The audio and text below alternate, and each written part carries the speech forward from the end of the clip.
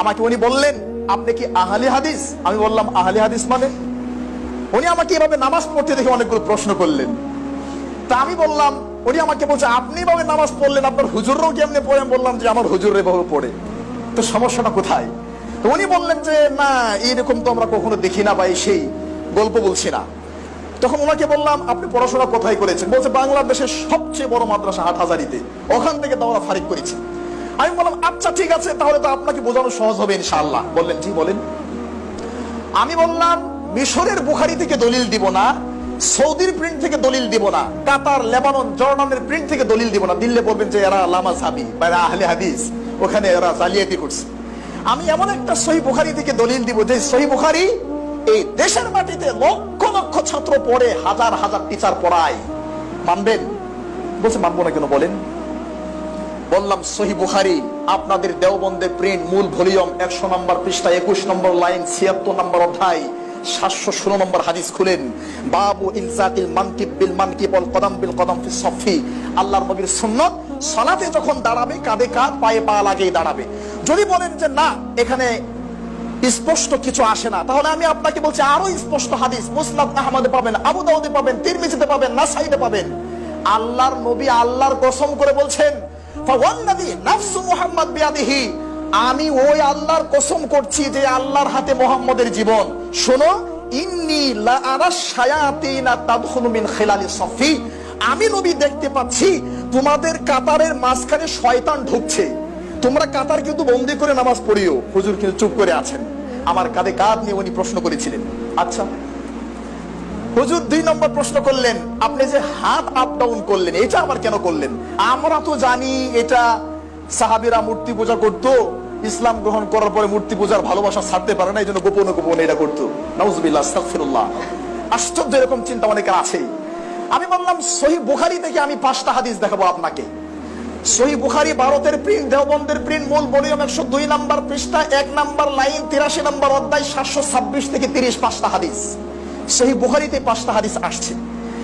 এরপরে গুরুত্বপূর্ণ আরেকটা তথ্য আপনাকে দেই, যারা আলেম তারা অথবা সাধারণ মানুষ দেখবেন। দেওবন্দের প্রিন্টটা খুলবেন, খোলার পরে 102 নম্বর পৃষ্ঠা খুলবেন, খুলে হাতের ডান সাইডে টিকা দেখবেন, টিকা। এই 5টা হাদিসকে উঠায় দিতে পারে নাই, হাত দিতে পারে নাই। ওই টিকার মধ্যে তারা, আমি বললাম, 18 জন বড় বড় স্কলারের নাম লিখছে। সেখানে ইমাম বুখারী, তার উস্তাদ আহমদ বিন হাম্বল, ইমাম শাফি সহকারে অনেকে আছেন যারা রফুল ইয়াদাইনের পক্ষে। এরপরে তারাই তাদের বুখারীর টিকাতে লিখছে, আপনারা কষ্ট পাচ্ছেন? এগুলো কি বিতর্কিত হয়ে যাচ্ছে? রুবিয়ার রফউ নাইফ ওয়া সালাসুম মিনাস সাহাবা, যে রফুল ইয়াদাইনের হাদিসটি আল্লাহর নবীর 30 জনের অধিক সাহাবী থেকে বর্ণিত হয়েছে। লাকিন ইনদা আবি হানিফা ওয়া আসহাবিহি লা ইয়ারফাউ ইয়াদাইহি ইল্লা ফি তাকবীরাতিল উলা, কিন্তু ইমাম আবু হানিফা এবং তার শাগিরদরা একবারের বেশি করে না, তাই আমরা করতে পারছি না, দুঃখিত। কি বুঝলেন? 5টা হাদিস এখনো জ্বলন্ত, জীবিত আছে সহিহ বুখারীতে। 5টা হাদিসের উপর কলম ধরে তারা বলছেন যে না, এটা ঠিক আছে, কিন্তু আমাদের এখানে ইমাম আবু হানিফা রাহিমাহুল্লাহর মাযহাবে নেই, তাই আমরা এটা করতে পারছি না। আই এম সরি, নাউজুবিল্লাহ, আস্তাগফিরুল্লাহ। চলেন এভাবে হাত ধরা, বললাম এভাবে হাত ধরা হাদিস সহিহ বুখারী, আপনাদের দেওবন্দের প্রিন্ট, মূল ভলিউম, 102 নম্বর পৃষ্ঠা, 19 নম্বর লাইন, 87 নম্বর অধ্যায়, 731 নম্বর হাদিস খুলেন। এরপরে যদি বলেন যে সরাসরি বুকের উপর, সহিহ বুখারীতে আসছে এটা, বুকের উপরও না, নাভির নিচেও না, এভাবে সরাসরি বুকের উপর হাদিস যদি পেতে চান প্রিয় ভাই, তাহলে আবু দাউদ দেওবন্দের প্রিন্ট, মূল ভলিউম, 110 নম্বর পৃষ্ঠা, 3 নম্বর লাইন খুলেন, 759 নম্বর হাদিস। অবশ্যই ওই হাদিসটা আপনাদের কিতাব থেকে উঠিয়ে দেওয়া হয়েছে, পরে বলছি ওইটা। বুকে হাত ধরার হাদিসের কথা বললাম, রফুল ইয়াদাইনের কথা বললাম, কাঁধে কাঁধ, পায়ে পা লাগানোর কথা বললাম, জোরে আমিন বলার কথা বললাম। শুনেন, সহিহ বুখারী দেওবন্দের প্রিন্ট, মূল ভলিউম, 108 নম্বর পৃষ্ঠা, 6 নম্বর লাইন, 113 নম্বর অধ্যায়, 774 নম্বর হাদিস। এবার হুজুর বলছে, সবই তো ঠিক আছে, কিন্তু আমাদের মাযহাবে যে নাই। আল্লাহর সাক্ষী রেখে আল্লাহর নামে কসম করে বলছি, হুজুর আমরা এই কথাই বলছি, সবই তো ঠিক আছে, কিন্তু আমাদের মাযহাবে যে নাই।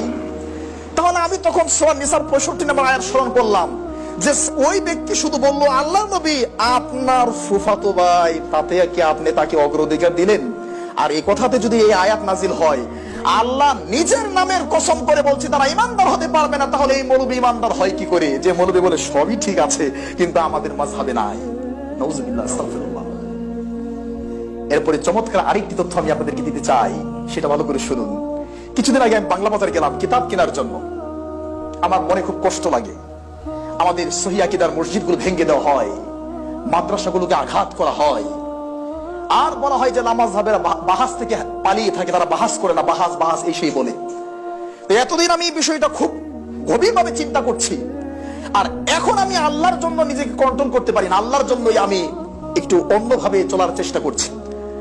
আমি আজ থেকে আরো কয়েক মাস আগে বলছি, বাংলাদেশের ভূখণ্ডে সহিহ আকীদার কোন মসজিদ মাদ্রাসা যদি বিতর্কিত কোন আমল, সালাতে রফুল ইয়াদাইন করা, বুকে হাত দেওয়া, কাঁধে কাঁধ লাগানো ইত্যাদি, নামাজের পরে দোয়া, এই সমস্ত কারণে যদি বাংলাদেশের ভূখণ্ডে কোনো ভাই সহিহ আকীদার মসজিদকে ভাঙতে চান, আঘাত করতে চান, তাহলে সহিহ আকীদার যত আলেম আছে তারা যদি বসে আলহামদুলিল্লাহ বসবে, কেউ যদি না বসে ইনশাআল্লাহ আমি একজন ক্ষুদ্র নগণ্য মানুষ, আমি আপনার সাথে বসতে রাজি আছি, মৃত্যু পর্যন্ত আমি বসবো আপনার সাথে ইনশাআল্লাহ।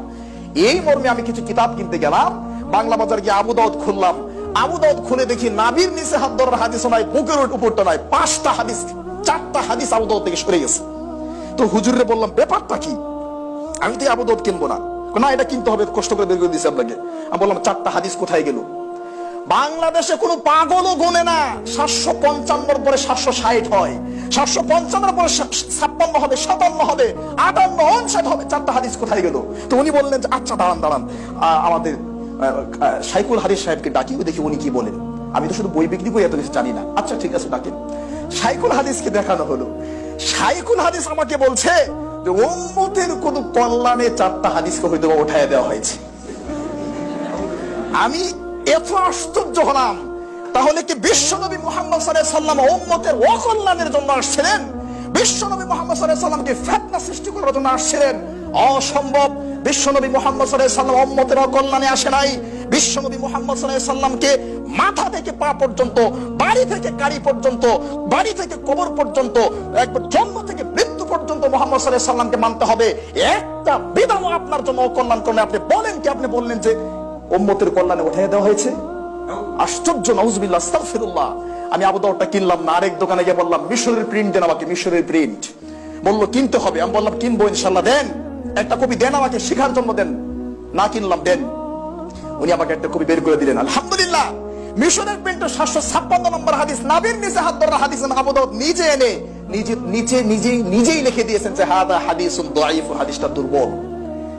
আর 759 নম্বর হাদিস, বুকের উপর হাত ধরে আল্লাহর নবী নামাজ পড়েছেন, এই হাদিসটা এনে তিনি নিচে রেখেছেন হাদা হাদিসুন সহিহুন, হাদিসটা সহিহ। তো যেহেতু লেখক নিজেই এই কাজ করেছে, এই তথ্য যেন জাতির কাছে প্রকাশ পেয়ে যায় না জানি কখন, এজন্য 4টা হাদিসকে উঠায় দেওয়া হয়েছে উম্মতের কল্যাণে। মানে 1000 বছরের ঐতিহ্য নষ্ট হয়ে যাবে। তাদের কাছে ঐতিহ্যটাই বড় মনে হলো, আল্লাহর নবী মুহাম্মদ সাল্লাল্লাহু আলাইহি ওয়াসাল্লামের সুন্নাহকে বড় মনে হলো না। আশ্চর্য, আমি হতভম্ব হই। ইমাম আবু হানিফা রাহিমাহুল্লাহর একটা বক্তব্য 1000 কোটি টাকা দিয়ে কিনে নিতে পারবেন না। ইবনে আবিদিন হাশিয়া 1 নম্বর খণ্ড 63 নম্বর পৃষ্ঠা খুলেন, আল ফুল্লান ফিল ইকাস 50 নম্বর পৃষ্ঠা খুলেন, বাহারুর রায় 6 নম্বর খণ্ড 293 নম্বর পৃষ্ঠা খুলেন, আত-তাকলিদ হুকমু ফি যিল কিতাব ওয়াস সুন্নাহ 20 নম্বর পৃষ্ঠা খুলেন, তারিখে বাগদাদ 15 নম্বর খণ্ড 544 নম্বর পৃষ্ঠা খুলেন, আল মাজমু আন-নববী 1 নম্বর খণ্ড 63 নম্বর পৃষ্ঠা খুলেন, ইবনে আব্দুল বার ফিল জামে ইবনে আবি হাতিম 93 নম্বর পৃষ্ঠা খুলেন, ইবনে আব্দুল বার ফিল জামে 2 নম্বর খণ্ড 32 নম্বর পৃষ্ঠা খুলেন, আল মানাতিক 182 নম্বর পৃষ্ঠা খুলেন। ওয়াল্লাহি, আল্লাহর কসম, একজন ইমাম ওই কথা বলে যায়নি যে আমাদের কথার বিরুদ্ধে যদি আল্লাহর নবীর কথা চলে যায় তাহলে আমাদেরটা মানিও, রাসূলেরটা মানিও না, এই কথা বলে নাই। বরং প্রত্যেকটা ইমামের বক্তব্য ছিল আমাদের কথার কোনো দাম নেই, আমাদের কথা তখন দাম হবে যখন আমাদের কথা মুহাম্মদ সাল্লাল্লাহু আলাইহি ওয়াসাল্লামের কথার সাথে মিলবে, আর না হয় আমাদের কথার 5 পয়সা দাম নেই। কিন্তু আজকে মুহাম্মদ সাল্লাল্লাহু আলাইহি ওয়াসাল্লামের কথাকে বলছে উম্মতের কল্যাণের জন্য উঠিয়ে দেওয়া হচ্ছে, আর বলা হচ্ছে যেটা আমাদের মাযহাবে নেই। প্রিয় ভাইয়েরা, কাউকে কষ্ট দেওয়ার জন্য নয়, আমি চাচ্ছি, এতটুকু বলতে চাচ্ছি যে আপনারা অন্যকে গালিগালাজ করার আগে অন্তত পক্ষে গালিগালাজটা বন্ধ করুন। অন্যের ঘর, আল্লাহর ঘর ভাঙার আগে অন্তত পক্ষে আপনার হাতকে রুদ্ধ করুন। আল্লাহর ঘরে মানুষকে যেতে বাধা দেওয়ার আগে অন্তত পক্ষে আপনি নিজের ঈমানকে ঠিক করুন। কেন আপনি আল্লাহর ঘরে বাধা দেন? আপনি কি সেই আয়াতটি পড়েন নাই? কোরআনুল কারীমের 1 নম্বর পারা 17 নম্বর পৃষ্ঠা 5 নম্বর লাইন, ওমান আসলামু মিম্মান মানা মাসাজিদ আল্লাহ। ওই ব্যক্তির চেয়ে জালেম আর কে হতে পারে যেই ব্যক্তি আল্লাহর ঘরে আল্লাহর বান্দাদেরকে বাধা দেয়। আয়াতের তাফসীর খুলেন, ইবনে কাসির খণ্ড 1 মূল ভলিউম খুলেন। ইমাম ইবনে কাসির রাহিমাহুল্লাহ 3টা ব্যাখ্যা দিয়েছেন। তার 1 নম্বর ব্যাখ্যা হলো আল্লাহর ঘরে আল্লাহর বান্দাদেরকে আসতে বাধা দিয়েছিল মক্কার মুশরিকরা। 6 হিজরিতে বিশ্বনবী মুহাম্মদ সাল্লাল্লাহু আলাইহি সাল্লাম যখন উমরা করার জন্য আসছিলেন, প্রতিমধ্যে রাস্তা থেকে মুহাম্মদ সাল্লাল্লাহু আলাইহি সাল্লাম এবং সাহাবীদেরকে কারা সরিয়ে দিয়েছিল? মক্কার কাফের মুশরিকরা সরিয়ে দিয়েছিল। তাহলে আল্লাহর ঘরে বাধা দেওয়ার নীতি তো মক্কার কাফের মুশরিকদের, এটা মুসলমানদের হলো কি করে? আজও পর্যন্ত আল্লাহর ঘর বাইতুল মাকদিস, ইসরায়েলের বাইতুল মাকদিস, সেটা কারা সেখানে বাধা দিচ্ছে? ইহুদি এবং খ্রিস্টানরা তারা সেখানে বাধা দিচ্ছে। তাহলে আল্লাহর ঘরে আল্লাহর বান্দাদেরকে আসতে বাধা দেওয়ার নীতি হলো ইহুদি খ্রিস্টানদের নীতি। এই নীতি মুসলমানদের কাছে ঢুকলো কি করে? আল্লাহু আকবার, আস্তাগফিরুল্লাহ। এই জন্য আমি আশ্চর্য হয়ে মাঝে মধ্যে বলি যে শয়তান বড় খুশি হয়, শয়তান হতভম্ব হয় যে আরে তো আমার শয়তানিকে পরাজিত করেছে। ইহুদি পর্যন্ত মাঝে মধ্যে হতভম্ব হয় যে মসজিদ ভাঙার নীতি তো আমার, মুসলমান তুমি না, তা আমার দায়িত্ব তুমি করছো, আমি ঘুমাই, ঠিক আছে করো ভালো কাজ করছো। হিন্দু বলে আরে মসজিদ তো ভাঙবো আমি, তুমি যে আমার দায়িত্ব নিলে, আচ্ছা ঠিক আছে খুব ভালো কাজ করেছো, তুমি তোমার কাজ চালায় যাও, আমি ঘুমাচ্ছি। বৌদ্ধ বলে মসজিদ ভাঙ্গার নীতি আমার, খ্রিস্টান বলে মসজিদ ভাঙ্গার নীতি আমার, ইহুদি বলে মসজিদ ভাঙ্গার নীতি আমার, খ্রিস্টান বলে মসজিদ ভাঙ্গার নীতি আমার। তো এরা তো সবাই খুশি, আর এদের সবার লিডার ইবলিস তো মহা খুশি যে আরে এরা তো আমার শয়তানিকে পরাজিত করেছে, এরা আল্লাহর ঘর ভাঙ্গে, এরা মুসলমানের গায়ে হাত দেয়। নাউজুবিল্লাহ, আস্তাগফিরুল্লাহ। অথচ এগুলো সুন্নত মুস্তাহাব নিয়ে মারামারি করার কোনো দরকার নেই। আমি হাজারবার বলেছি, যারা বুকের উপর করে তাদের নামাজ হবে, নামের নিচে বললেও হবে, আমিন আসতে বললেও হবে, জোরে বললেও হবে, এগুলো সুন্নত বিষয়, মারামারি করবেন না। তবে উত্তম অনুত্তমের প্রশ্ন আছে, নেকি কম বেশির প্রশ্ন আছে, এটা আমরা বলেছি। কিন্তু আমরা কারো মসজিদে আঘাত করতে চাই না, আমরা আল্লাহকে ভয় করি, আমরা মনে করি এটা আল্লাহর ঘর। আমরা মনে করি যারা কালিমা পড়েছে, শিরক করে নাই, তাওহীদকে নষ্ট করে নাই, তারা জান্নাতে যাবে, আজ হোক কাল হোক যাবে তারা জান্নাতে। আমরা কোন ভাইকে জাহান্নামী মনে করি না। কিসের হানাফি, কিসের শাফি, কিসের মালিকি, কিসের হাম্বলি, সবাই আমার ভাই, সবাই জান্নাতে যাবে। একটাই ঠিক থাকতে হবে, কালিমা যদি ঠিক থাকে, তাওহীদ যদি ঠিক থাকে, শিরক যদি না করে, জান্নাতে যাবে ইনশাআল্লাহ। আর নাবির নিচে বললো আর উপরে বললো, আস্তে বললো জোরে বললো, আমিন, এগুলো নিয়ে কোনো কিছু হবে না, নেকির কম বেশি হবে ইনশাআল্লাহ। কিন্তু প্রিয় ভাইরা, আজকে সুন্নত নিয়ে মারামারি করে আমাদের সমাজের মধ্যে এই ফিতনাগুলো, বিপর্যয়গুলো শুরু হচ্ছে। আশ্চর্য। আমি ওনাকে বললাম বুকের উপর হাত ধরার কয়টা হাদিস নেবেন? আপনি বললেন এটা মহিলাদের সালাত। সহিহ বুখারী 102 নম্বর পৃষ্ঠা খুলেন, মুসলিম শরীফের 173 পৃষ্ঠা খুলেন, সহিহ ইবনে খুজাইমার 20 নম্বর পৃষ্ঠা খুলেন, আবু দাউদের 110, 121, 128 নম্বর পৃষ্ঠা খুলেন, তিরমিজির 59 নম্বর পৃষ্ঠা খুলেন, নাসাইর 141 নম্বর পৃষ্ঠা খুলেন, ইবনে মাজার 58, 59 নম্বর পৃষ্ঠা খুলেন, মেশকাতের 75 নম্বর পৃষ্ঠা খুলেন, মুয়াত্তা মালিকের 174 নম্বর পৃষ্ঠা খুলেন, মুয়াত্তা মুহাম্মদের 160 নম্বর পৃষ্ঠা খুলেন, জাদুল মাদের 129 নম্বর পৃষ্ঠা খুলেন, হিদায়াত বিদায় 101 নম্বর পৃষ্ঠা খুলেন। সহিহ বুখারী, আপনাদের সবচেয়ে বড় আলেম, 40 বছর বুখারী পড়িয়েছেন আল্লামা আজিজুল হক রাহিমাহুল্লাহ, ওয়াদ খুলেন 435 নম্বর হাদিস। সহিহ বুখারী ইসলামী ফাউন্ডেশন আহলে হাদিসদের কোন দখল নেই, এটা বাংলাদেশ সরকারের সম্পদ, সেখানে কোনো স্বজনপ্রীতি চলে না। সহিহ বুখারী ইসলামী ফাউন্ডেশন অনুবাদ 2 নম্বর খণ্ড 702 নম্বর হাদিস খুলেন, সহিহ মুসলিম ইসলামী ফাউন্ডেশন 2 নম্বর খণ্ড 851 নম্বর হাদিস খুলেন। অসংখ্য হাদিস রয়েছে বুকের উপর হাত ধরার। কেন আপনাকে কেউ অনুমতি দিল বুকের উপর হাত ধরার কারণে আপনি মসজিদ ভেঙে দিচ্ছেন? আল্লাহর ভয় নেই? এটা আল্লাহর নবীর সুন্নাহ মনে হয় না? আপনি আশ্চর্য যুক্তি দেখাচ্ছেন যে আল্লাহর নবীর সাহাবীরা তারা মূর্তি পূজা করত, তো মূর্তি পূজার ভালোবাসা ইসলাম গ্রহণ করার পরেও ছাড়তে পারে নাই। এই কথা বলতে দেরি হবে, আপনাকে কাফের হতে দেরি হবে না। এই বিশ্বাস করতে দেরি হবে, আপনাকে জাহান্নামে যেতে দেরি হবে না। আরে আপনি তো জাহান্নামে যাবেন, ফেরাউন যেমন জাহান্নামী, আপনিও তেমন জাহান্নামী, আবু জাহেল যেমন জাহান্নামী, আপনিও তেমন জাহান্নামী। কেন? আপনি সাহাবীদের বিষয়ে বলছেন তারা মূর্তি পূজা পছন্দ করে। যেই সাহাবীরা মূর্তির কপালে লাথি মেরে মক্কা থেকে মাতৃভূমি ছেড়ে, মাতা পিতা আত্মীয় স্বজন ছেড়ে, মূর্তিকে লাথি মেরে ভেঙ্গে যারা মক্কা ছেড়ে মদিনায় চলে গেলেন, যারা বাপের সন্তানের বিরুদ্ধে বদরের যুদ্ধে নামলেন এই মূর্তি পূজাকে কেন্দ্র করে, ওই সাহাবীদের বিরুদ্ধে আপনি কি করে বলেন যে এরা আল্লাহর নবীকে ধোঁকা দিয়ে গোপনে গোপনে তারা মূর্তি পূজা করতো? নাউজুবিল্লাহ, আস্তাগফিরুল্লাহ। যে সাহাবীদেরকে জান্নাতের সার্টিফিকেট আল্লাহ দিয়েছেন, কোরআন কারীমের 7 নম্বর পারা 6 নম্বর পৃষ্ঠা 13 নম্বর লাইন, কোরআন কারীমের 11 নম্বর পারা 2 নম্বর পৃষ্ঠা 2 নম্বর লাইন, কোরআন কারীমের 30 নম্বর পারা 19 নম্বর পৃষ্ঠা সূরা বাইয়িনা, অসংখ্য আয়াতে আল্লাহ তাদেরকে জান্নাতের সার্টিফিকেট দিয়েছেন। যে সাহাবীদের বিষয়ে আল্লাহ বলেছেন কোরআন কারীমের 24 নম্বর পারা 20 নম্বর পৃষ্ঠা 3 নম্বর লাইন, ইয়ামালু মা শি'তুম, তোমাদের যা মন চায় তা করো, তোমাদের সব ক্ষমা করে দিলাম। যারা বদরের যুদ্ধে অংশগ্রহণ করেছে, আপনি কি করে বলেন যে সাহাবীরা আল্লাহর নবীকে ধোঁকা দিয়ে আল্লাহর নবীর গোপনে বগলের নিচে মূর্তি নিয়ে তারা নামাজ পড়তে, আল্লাহ নবী যখন জানলেন তখন বলেন আগো রফুলে দাইন করো তাহলে পড়ে যাবে, আস্তাগফিরুল্লাহ, নাউযুবিল্লাহ। এই ধরনের কথা বলে জাতিকে বোকা বানানো যাবে না। আল্লাহকে ভয় করুন, কোরআন এবং সুন্নাহকে মূল্যায়ন করার চেষ্টা করুন, আপনার জীবন সুন্দর হবে। আল্লাহ আমাদের জীবনকে সুন্দর করার তৌফিক দিক, আল্লাহুম্মা আমিন। প্রিয় ভাইয়েরা, জরুরি আরো দু একটি কথা যেটা আপনাদেরকে না বললেই নয়। সুন্নাহ সম্পর্কে রাসূল সাল্লাল্লাহু আলাইহি ওয়াসাল্লাম যেমন সতর্ক করেছেন, সুন্নতের বিরুদ্ধেই অবস্থান করছে বেদাত। যে বেদাত হলো আজকে আমাদের জন্য সবচাইতে বড় হুমকির কারণ। আজকে এই বেদাত সম্পর্কে কথা বলার কারণে, বেদাত সম্পর্কে, শিরক সম্পর্কে কথা বলার কারণে আজকে আমাদেরকে স্টেজে পর্যন্ত উঠে দেওয়া হচ্ছে না। গত কিছুদিন আগে একটা প্রোগ্রাম প্রধান বক্তা করে লাল গোলাপের শুভেচ্ছা দিয়ে যে মানুষগুলো আমাকে বরণ করলো, শুধু মাগরিবের নামাজে রফলে দান করেছে, এজন্য আমাকে স্টেজে উঠতে দেয় নাই, বলছে এটা আহলে হাদিস।